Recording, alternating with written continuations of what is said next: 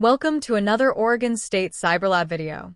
This time, we will be adding and lightly configuring 3 additional network segments for our concept exploring network architecture. Audio is AI generated for efficiency and to ensure different voices are heard and welcome in our labs. It's best to use the lab instructions document as you go along. It includes lots of helpful information. Step 1. Create the VMs, adding switches and network adapters. Type Hyper-V in the search box. The Hyper-V Manager app will show up. It may ask you to verify your account. You don't need to do that. Click Run as Administrator.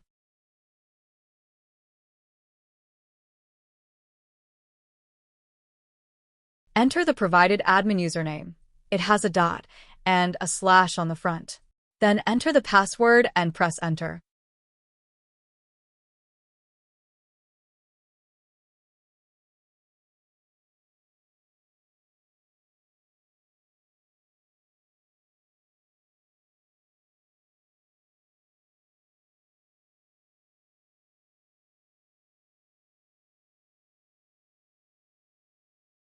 When the app opens, click on the lab machine name at the top left.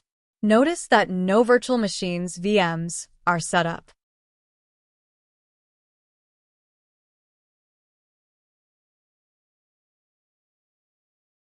Type pfSense in the search box. When you see the correct application, click on Run as Administrator and enter the provided username and password.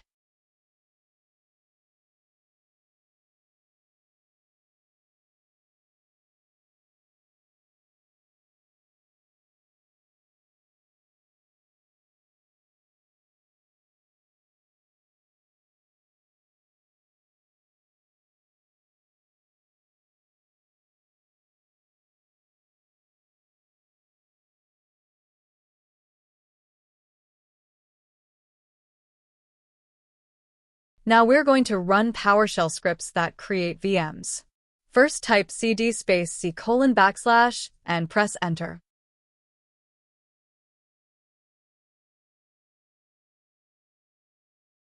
Type cd space bis and press the Tab key. Autocomplete brings up the only folder that starts with bis. Then press Enter.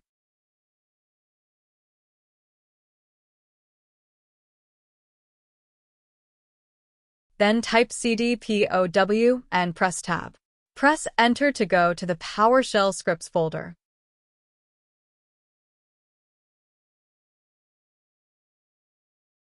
Type More and press Tab to bring up the name of the script we want to run. You may notice it has a dot and slash at the beginning. Press Enter to run the script. This script creates a Hyper-V VM using a virtual hard drive stored on the lab machine.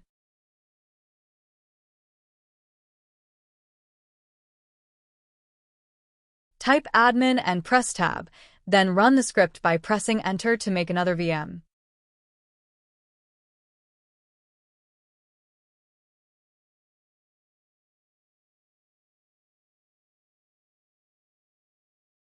Step 2 looks at the setting for the VMs we have created. Click back into the Hyper-V Manager window. Right-click on the More Segments Router VM and choose Settings. Click the plus sign next to the OfficeNet segment and choose Advanced Features. You will see the MAC address we assigned to the Virtual Network Interface card.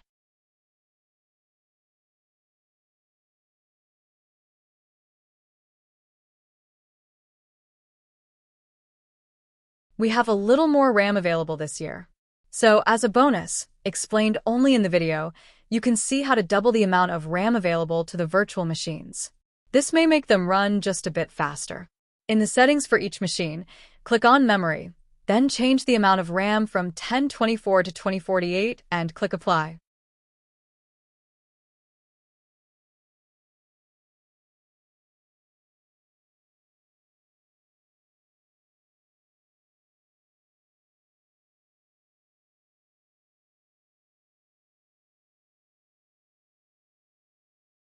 Step 3 starts the machines. There are lots of ways to do it. Start the More Segments router. Right-click on it and choose Connect. When the window opens, click Start. You can watch as the router goes through the process of booting up. The VM's top menu lets you change the view to a zoom size that works for your computer setup. Choosing 75% is a good place to start on many laptops. But you can choose whatever zoom level works well for you. Start the admin office net machine the same way. Connect, start, and zoom. While we are waiting, think about it for a minute. We now have a router running and an Ubuntu Linux computer connected to the Office Net segment managed by that router.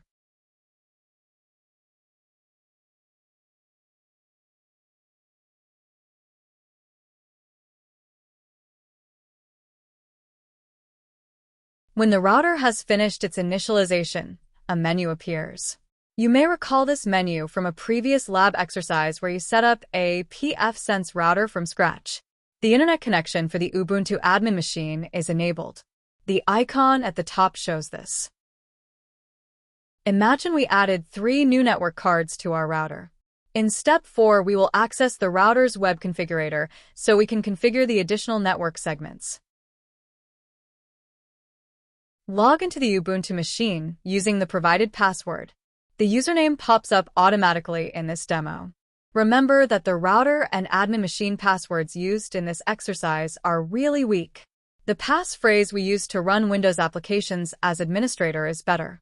It is important to immediately change default passwords, and admins should never have simple passwords. Once the machine comes up, click on the Firefox icon to open a web browser. That's how we will connect to the router's configuration menu. It can take a bit for Firefox to start up. Have patience.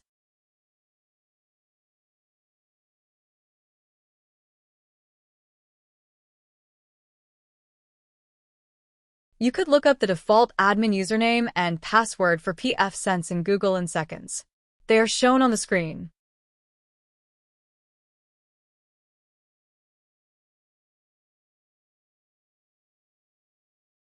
Don't save the password in the browser. That is a risky thing to do. And don't worry, our use of pfSense for free for teaching does not violate the user agreements.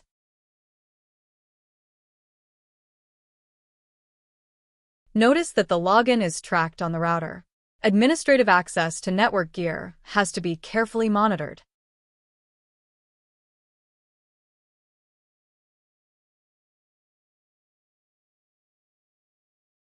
Step 5 turns on pfSense interfaces for the 3 new NICs added to the router. Use the hamburger menu, 3 lines at the top of the pfSense menu. Don't be confused by the similar Firefox menu.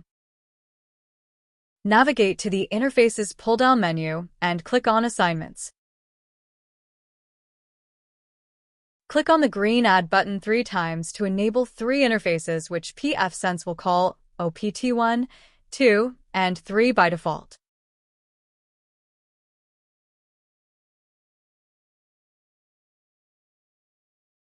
Now that the router software is linked up with the hardware, we start configuring the segments, starting with the DMZ, Demilitarized Zone segment, which will support publicly facing servers. Navigate back to the Interface submenu and choose OPT1. We will configure it as the DMZ.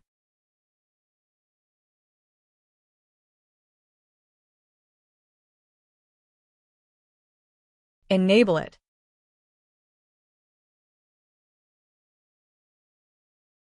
Name it DMZ. Set it to use a static IPv4 address. And assign it a starting address of 10.0.2.1 with a 24-bit subnet mask.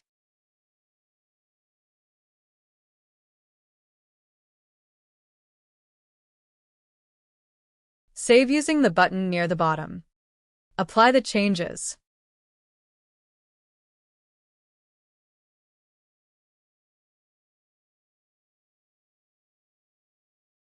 Navigate to the Services submenu and click on DHCP Server.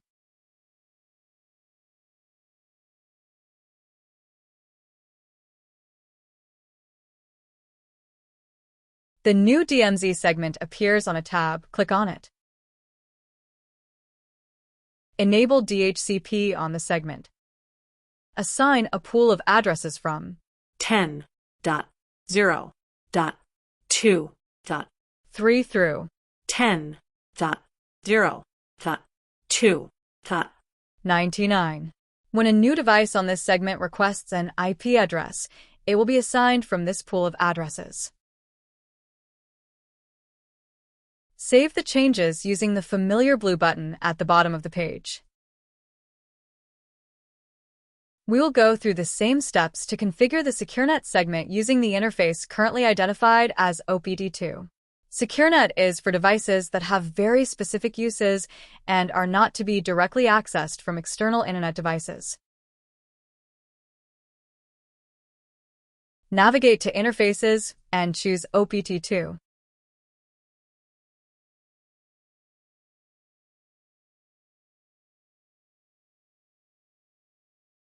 Enable.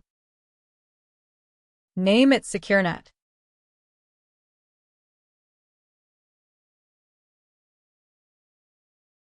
Set it to use a static IPv4 address.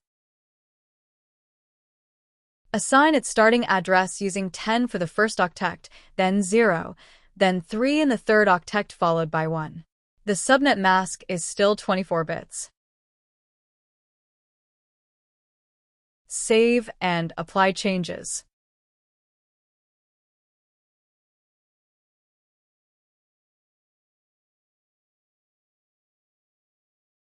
Now, do DHCP for SecureNet.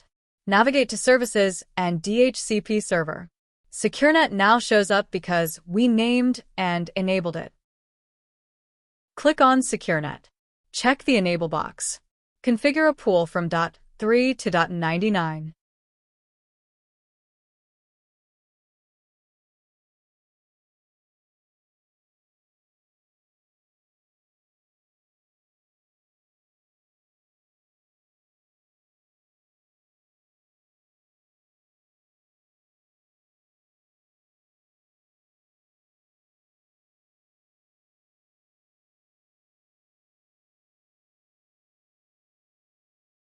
Don't forget to save your changes.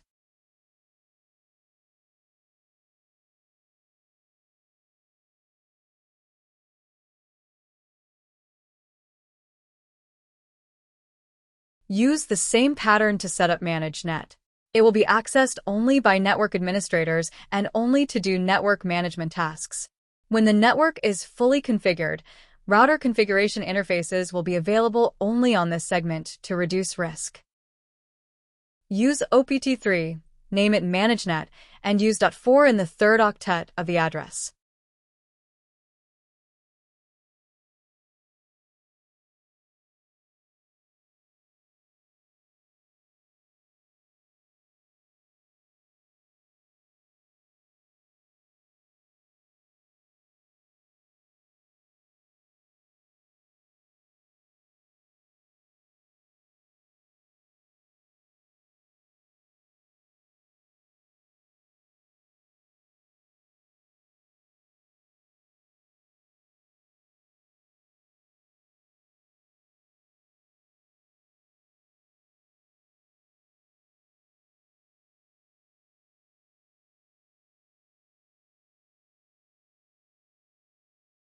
Both interface configuration and DHCP enablement are required.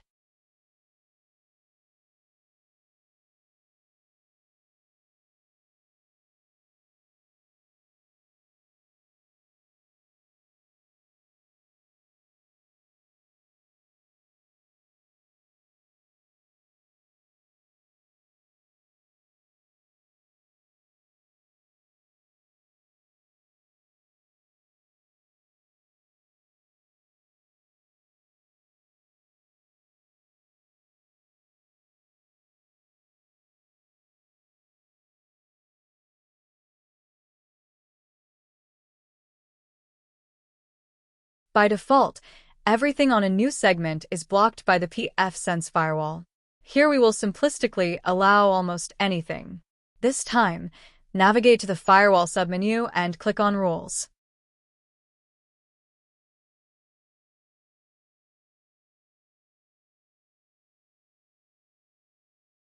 Click on the DMZ tab to see and edit the firewall rules that are applied to messages moving into the firewall from the identified segment.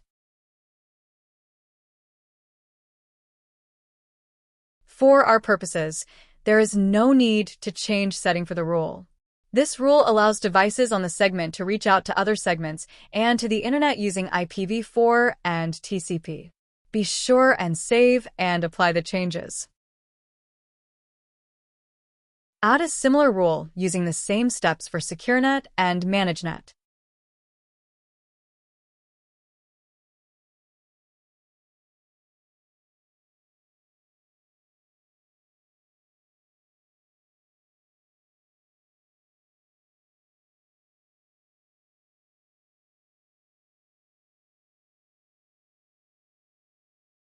Our 3 new segments are now configured. Let's show that we can access the network from ManageNet. Go back to PowerShell.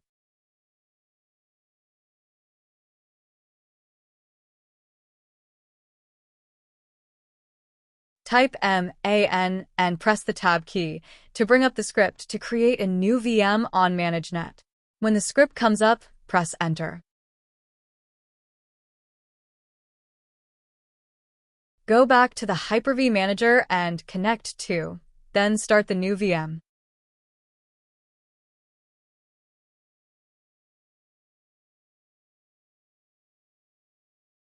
For this VM, enhanced mode is enabled to support copying and pasting. Instead of choosing a zoom level, choose screen resolution. The lab suggests 800 by 600, which should work well on most laptops. We choose a higher setting here to make the screen larger in the video.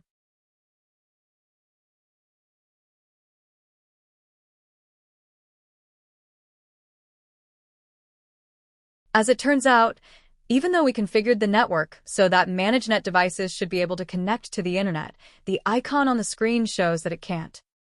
We tracked down the problem, and it seems that the pfSense DNS service did not keep up as we made so many changes to the network segments. Restarting that service seems to get things working right. To do that, go back to the Hyper-V admin virtual machine connected on the OfficeNet segment. Using the pfSense hamburger menu, navigate to Status and choose DNS Resolver.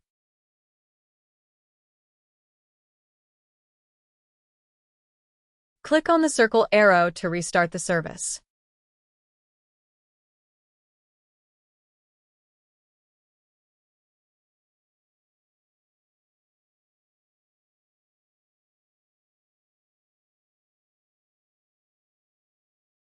When it has finished restarting, go back to the ManageNet admin machine. That's the one that was not connecting to the internet as it should. Open Firefox. Perhaps right away or perhaps after a bit, you will see that the icon for the internet changes. The network is now working as it should. To show that the device is working on our internal network, log into the pfSense management interface by typing 10.0.4.1. That is the address of the web configuration when it is accessed from the ManageNet segment. The pfSense login screen should come up.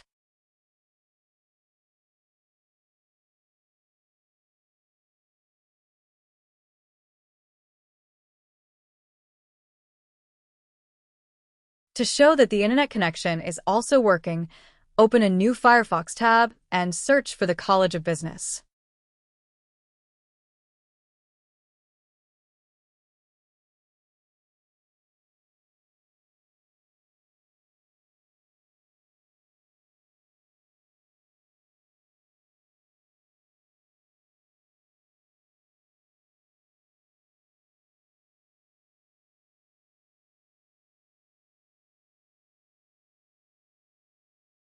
Congratulations!